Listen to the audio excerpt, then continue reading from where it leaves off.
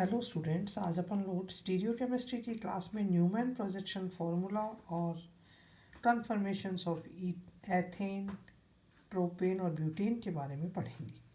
सबसे पहले Newman projection formula क्या है। इसमें अणु जो है उसको कार्बन कार्बन एकल बंध सिंगल बॉन्ड के सापेक्ष ऊपर से नीचे की ओर देखते हुए और सम्मुख कार्बन को सेंट्रल पॉइंट से दर्शाते हैं। जैसे ये यहाँ पर अपन देख रहे हैं, ये सेंट्रल पॉइंट जो दिखाई दे रहा है ये सम्मुख कार्बन है, जबकि दूरस्थ वाला जो कार्बन है जो अपने से दूर है उसको केंद्रीय बिंदु के चारों ओर सर्किल के रूप में, ये जो सर्किल दिखाई दे रहा है इसके द्वारा दर्शाते हैं। सम्मुख कार्बन के जो हाइड्रोजन है उनको वृत्त के सेंट्रल बिंदु से, केंद्र बिंदु से सीधी रेखाओं के द्वारा दर्शाया जाता है, जबकि दूरस्थ कार्बन के जो हाइड्रोजन है उनको वृत्त की जो परिधि है इससे बाहर निकलती हुई सीधी रेखाओं के द्वारा दर्शाते हैं। जैसे अब यहाँ पर ये दो कन्फर्मेशन है, एक तो स्टैगर्ड और एक इक्लिप्स्ड। स्टैगर्ड कन्फर्मेशन में अपन देख रहे हैं कि एक जो सम्मुख कार्बन है उसके तीनों हाइड्रोजन दूरस्थ कार्बन के तीनों हाइड्रोजन के बिल्कुल बीच में है।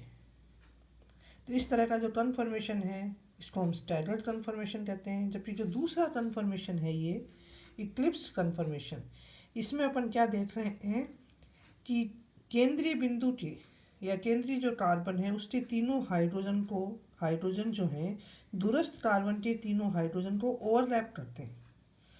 इनको हम बोलते हैं इक्लिप्स्ड। अगर हम सामने से इसको देखेंगे तो हमारा जो सम्मुख कार्बन है उसके तीनों हाइड्रोजन दूरस्थ कार्बन के तीनों हाइड्रोजन को ओवरलैप करता है और पीछे के हाइड्रोजन हमें दिखाई नहीं देते हैं। इस तरह का जो कन्फर्मेशन है इसको हम क्या बोलते हैं, इक्लिप्स्ड कन्फर्मेशन। अब अपन क्या देख रहे हैं कि ये जो इसमें डिफरेंट कन्फर्मेशंस बनेंगे वो क्या है, एकल बंध का क्या होगा, घूर्णन होगा, रोटेट करता है सिंगल बॉन्ड, तो हाइड्रोजन की पोजीशंस चेंज होती रहती हैं। हाइड्रोजन की पोजीशंस चेंज होती हैं तो डिफरेंट ऊर्जा के डिफरेंट कन्फर्मेशंस हमें देखने को मिलते हैं। तो फ्री रोटेशन के अंदर जो दोनों कार्बन हैं उनमें उपस्थित हाइड्रोजनों या समूहों के मध्य कागज के प्लेन पर बनने वाला जो कोण है, जो एंगल है, वो क्या कहलाता है, द्वितल कोण कहलाता है। इसको हम बोलते हैं द्वितल कोण, डाइहेड्रल एंगल। तो द्वितल कोण का जो मान है वो स्टैगर्ड कन्फर्मेशन में मैक्सिमम होता है और इक्लिप्स कन्फर्मेशन में मिनिमम होता है। अब अपन इसके अंदर कन्फर्मेशन ऑफ एथेन्स को सबसे पहले पढ़ेंगे। एथेन में कार्बन कार्बन एकल बंध के सापेक्ष मुक्त घूर्णन के फलस्वरूप भिन्न भिन्न डाइहेड्रल एंगल वाले उनके विन्यास संभव हैं। इन विन्यासों को हम क्या बोलते हैं, एथेन के कन्फर्मेशंस बोलते हैं, संरूपण बोलते हैं। तथा इनके मध्य संरूपणों को चरम विन्यास जो है वो दो हैं, एक तो ग्रसित है और एक क्या है, इक्लिप्स्ड है। और इनके जो मध्य के संरूपण है बीच के, उनको बोलते हैं स्क्रू संरूपण कहते हैं। ग्रसित जो संरूपण है, इक्लिप्स्ड कन्फर्मेशन, इसमें द्वितल कोण का मान क्या होता है, 0 होता है। जबकि स्टैगर्ड कन्फर्मेशन के अंदर द्वितल कोण का मान 60 डिग्री होता है और इनके बीच में 0 से 60 डिग्री के मध्य के कोण के अनगिनत कन्फर्मेशंस देखने को मिलते हैं। अब यह है कि एथेन में इन संरूपणों में कौन सा संरूपण अधिक स्थायी होगा, स्टैगर्ड और इक्लिप्स्ड। एथेन में ग्रसित संरूपण का जो स्थायित्व है, ग्रसित हाइड्रोजनों के मध्य प्रतिकर्षण के कारण से अंतरित संरूपण की अपेक्षा कम होता है और इनकी ऊर्जा में लगभग क्या है, 3 किलो कैलोरी प्रति मोल का अंतर है। यानी कि इक्लिप्स्ड कन्फर्मेशन के अंदर हाइड्रोजन एक दूसरे के बिल्कुल सामने हैं या हाइड्रोजन, तो इनके अंदर थोड़ा सा प्रतिकर्षण अधिक होता है। इस कारण से इनकी स्टेबिलिटी जो है स्टैगर्ड की स्टेबिलिटी की तुलना में थोड़ी सी कम होती है और इनकी ऊर्जा का अंतर कितना होता है, 3 किलो कैलोरी प्रति मोल होता है। अतः सामान्य ताप पर ये रूप इतनी तेजी से एक दूसरे में परिवर्तित होते रहते हैं कि भिन्न भिन्न इनका अस्तित्व प्रदर्शित नहीं होता। और देखिए अपन एथेन के संरूपण देखते हैं। तो ये ऊर्जा आरेख है। यहाँ पर तो द्वितल कोण लिखे हुए हैं और इधर लिखी हुई है सापेक्ष ऊर्जा। इस एक्सेस पर द्वितल कोण है और इस एक्सेस पर इनकी सापेक्ष ऊर्जा है।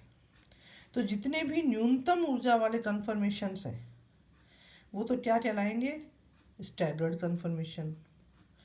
हाईएस्ट ऊर्जा वाले कन्फर्मेशन कहलाएंगे इक्लिप्स्ड कन्फर्मेशन। अब अपन पढ़ेंगे इसमें कन्फर्मेशन ऑफ प्रोपेन। एथेन के जो अपना CH3, एथेन में तो क्या था, 2 कार्बन थे और दोनों पर 3-3 हाइड्रोजन लगे हुए थे। अगर अब 8 हाइड्रोजन का प्रतिस्थापन मैथिल समूह के द्वारा हो जाए तो यौगिक क्या बनता है, प्रोपेन बनता है। एथेन की भांति प्रोपेन के भी 2 जो है स्टैगर्ड और ग्रसित संरूपण बनेंगे। ये इनका न्यूमैन प्रोजेक्शन फार्मूला होगा। न्यूमैन प्रोजेक्शन फार्मूला में अपन क्या देख रहे हैं कि जो केंद्रीय परमाणु है, यानी कि ये CH3 समूह कौन से कार्बन पर लगा है, सम्मुख कार्बन पर लगा है। ये अपन को इससे समझ आ जाना चाहिए कि इसकी केंद्रीय परमाणु जो है कि इस कार्बन से अगर CH3 जुड़ा है, इसका मतलब ये सम्मुख कार्बन पर है। और अगर परिधि से जुड़ा हुआ हो तो CH3 समूह क्या होगा, दूरस्थ कार्बन से लगा हुआ माना जाएगा। अब है कन्फर्मेशंस ऑफ नॉर्मल ब्यूटेन। इनमें दोनों कार्बन पे क्या है, एक CH3 ग्रुप लगा हुआ है। 2-2 तो हाइड्रोजन है और एक क्या है, मैथिल समूह जुड़ा हुआ है। अतः नॉर्मल जो ब्यूटेन है उसमें हमें 4 संरूपण देखने को मिलते हैं। एक तो क्या होता है पूर्ण रसित। इसमें क्या होगा, दोनों कार्बन परमाणु के मैथिल समूह आमने सामने होंगे। अधिकतम प्रतिकर्षण होता है, अधिकतम ऊर्जा और न्यूनतम स्थायित्व है। और इनमें द्वितल कोण का मान क्या होगा, 0 या 360। गॉस रूप है एक। इस रूप में कार्बन का एक मैथिल समूह दूसरे कार्बन के हाइड्रोजन परमाणु और मैथिल समूह के मध्य होता है। यह एक प्रकार का अंतरित संरूपण ही है, लेकिन दोनों मैथिल समूहों के मध्य कम दूरी है। अतः संतरित संरूपण की तुलना में ये क्या है, उच्चतर ऊर्जा स्तर का होता है। थर्ड है इसमें ग्रसित रूप। इस रूप में एक कार्बन का मैथिल समूह दूसरे कार्बन के हाइड्रोजन परमाणु के सामने होता है।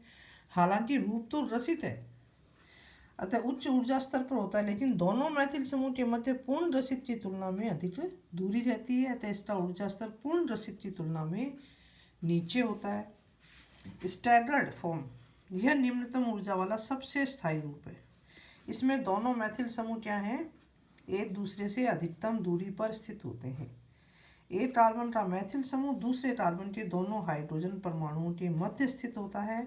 ऊर्जा निम्नतम और स्थायित्व क्या होता है, इसमें अधिकतम होती है। अब देखिए इसमें 4 कन्फर्मेशंस हैं मैथेन नॉर्मल ब्यूटेन में।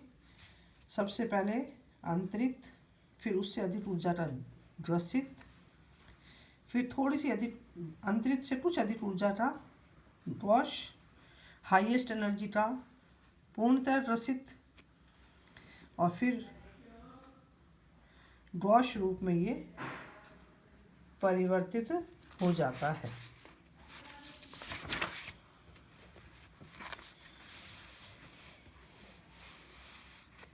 ये इसके कन्फर्मेशंस अपन देखते हैं।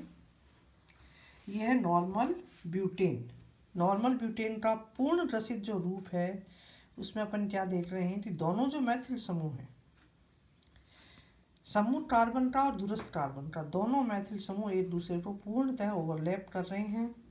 तो ये जो कन्फर्मेशन है वो क्या कहलाएगा? पूर्ण ग्रसित रूप कहलाएगा। सेकंड है इसमें गॉश रूप। इस गॉश रूप में अपन क्या देख रहे हैं कि मैथिल जो सब मैथिल हाइड्रोजन और हाइड्रोजन समूह कार्बन और दूरस्थ कार्बन के तीनों समूह एक दूसरे को ओवरलैप नहीं कर रहे। 60 डिग्री का द्वितल कोण है और लेकिन यहाँ पर क्या है, CH3 के बीच में क्या है, दूरी कम है, इस कारण से इसमें प्रतिकर्षण होता है। ये है ग्रसित रूप। ये पूर्ण ग्रसित था, ये ग्रसित है। ये ग्रसित क्यों है? क्योंकि यहाँ पर CH3 को ओवरलैप नहीं कर रहा है, CH3 हाइड्रोजन को ओवरलैप कर रहा है, यहाँ भी CH3 हाइड्रोजन को ओवरलैप कर रहा है, तो ये भी ग्रसित रूप है। ये अंतरित रूप है। तो इस तरह से जैसे जैसे इनके जो द्वितल कोण है, डाइहेड्रल एंगल, इसकी वैल्यूज में चेंज आता रहता है, इनके संरूपण बदलते रहते हैं। जो पूर्ण ग्रसित रूप है वो अधिकतम ऊर्जा का होता है, जबकि अंतरित रूप जो है वो निम्नतम ऊर्जा स्तर का होता है। धन्यवाद।